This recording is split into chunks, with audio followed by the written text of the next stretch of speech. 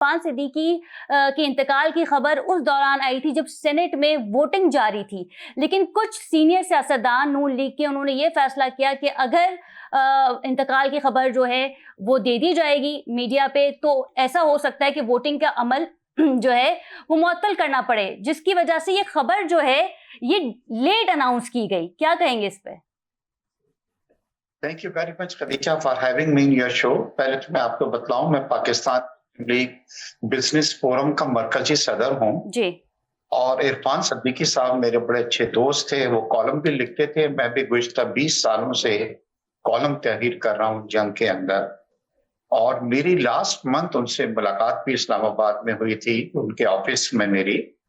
और देखिए, कुछ चीजें इतनी ड्रामेटाइज बनाई जाती हैं कि वो लोग जो हैं उससे परेशान भी हो जाते हैं, सोच में भी मुब्तला हो जाते हैं।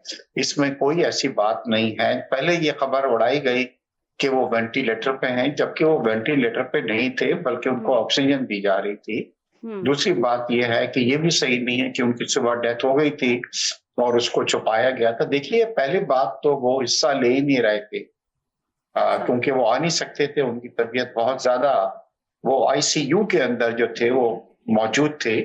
तो इसमें ये गलत बयानी की गई है कि हो गई, छुपाई गई।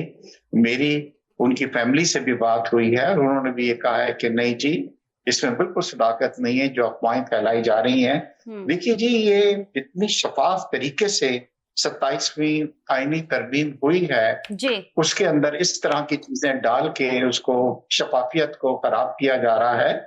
और इसमें कोई वो नहीं है। बड़े अच्छे इंसान थे, बड़े अच्छे राइटर थे उनकी। और देखिए कि प्राइम मिनिस्टर साहब भी उनके घर पे गए हैं, ना सिर्फ प्राइम मिनिस्टर गए हैं बल्कि मियां नवाज शरीफ साहब भी उनके घर के अंदर गए हैं। उनके साहबजादे से भी उन्होंने कंडोलेंस जो है वो अपनी शेयर की है।